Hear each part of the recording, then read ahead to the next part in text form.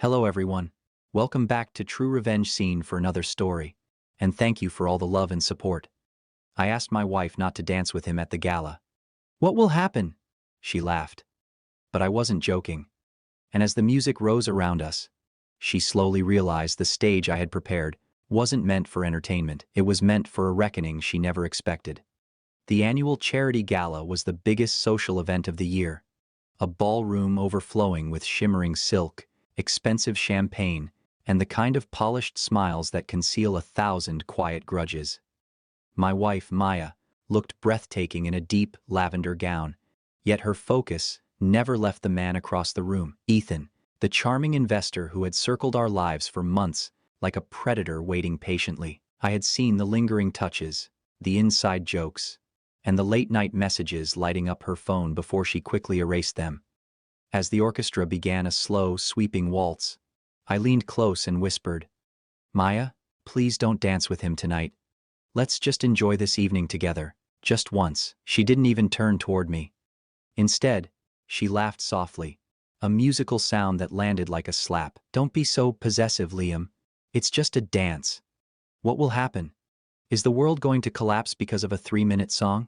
She teased, her eyes already fixed on Ethan as he made his way over. She believed I was still the same quiet, compliant husband who would sit alone with a drink while she displayed her disrespect in front of our professional circle.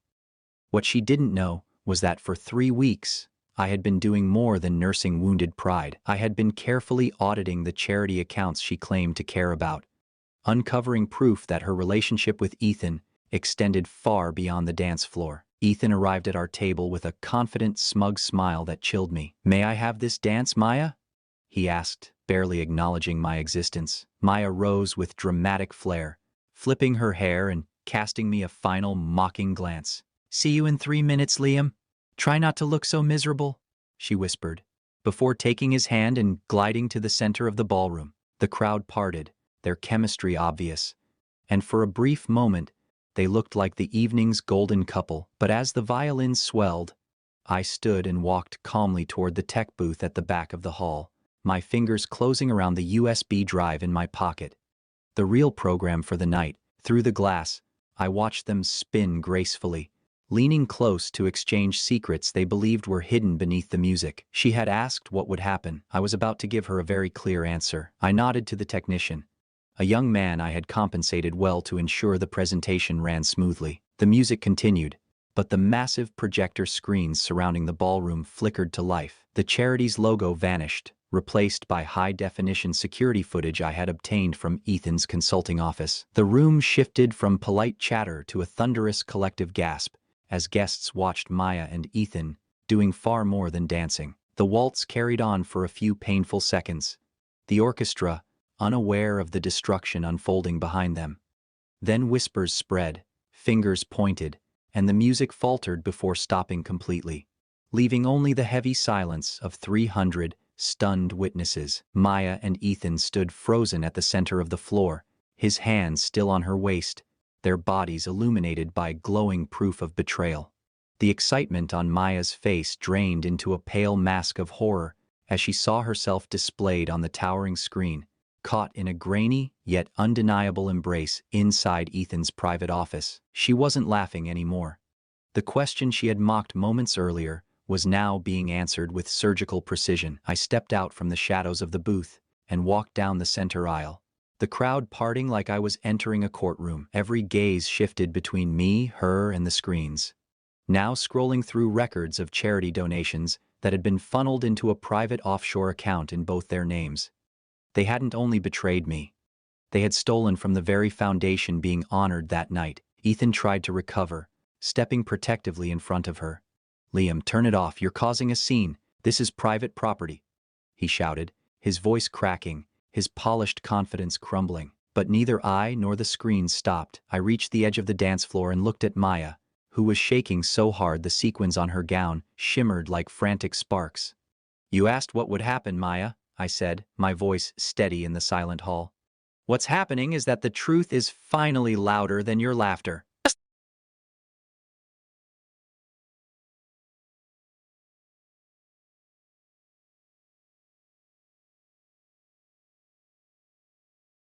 quiet seeds of doubt had started growing in my mind. I told him everything about room 812 and the man named Mark. By the time I pulled into my driveway, he had already uncovered the truth about our mysterious Mr. Johnson. It turned out Mark was a high-level executive at the same firm Emily had claimed was hosting the marketing summit. This wasn't some careless fling.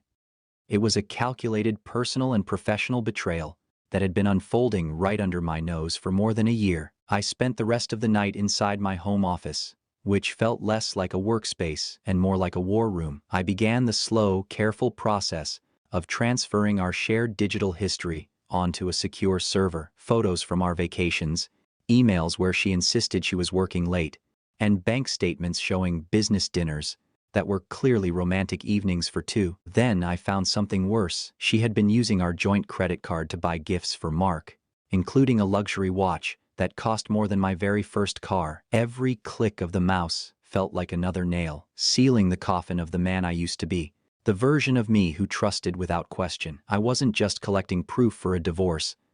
I was building a case that would make sure she walked away from this marriage with nothing except the clothes she packed for that trip. The next morning, I met with my attorney, a woman famous for her ruthless skill in high-asset divorce cases. She reviewed the video from the hotel hallway and studied the mountain of financial records I had prepared. For the first time in weeks, someone looked at me and offered a genuine, almost predatory smile. She explained that, because we lived in a state where marital misconduct could heavily influence the division of property, Emily's careless use of shared funds to support her lover was practically a gift from the legal gods. We spent hours preparing the initial filing, making sure that by the time Emily returned from her peaceful seaside escape, she would find herself locked out of the life she thought she was so cleverly balancing. A dark sense of satisfaction settled in as I imagined her relaxing on the beach with Mark, while the ground beneath her future was quietly disappearing. When I returned home, I began removing her presence in smaller ways. I didn't touch her belongings, but I changed the passwords on every streaming service, the home security system, and even the smart thermostat. I wanted the house to feel different the moment she stepped inside.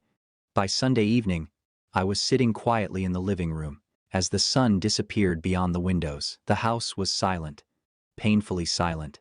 Nothing like the carefree laughter I had heard through the door of room 812. I had already accepted the truth that my wife had become a stranger. Now I was simply waiting for that stranger to come home and realize the man she thought she had fooled had already finished the game before she even knew it had begun. The sound of Emily's car crunching into the gravel driveway was the final signal. I sat in the dark living room, illuminated only by the faint glow of my phone screen, which displayed the official confirmation of the divorce filing I had approved just 1 hour earlier. She walked inside with a practiced sigh of exhaustion, dropping her keys on the console table and calling my name in that familiar, gentle voice she always used when hiding something. I didn't answer. I waited. When she stepped into the living room and saw me sitting there, she froze instantly.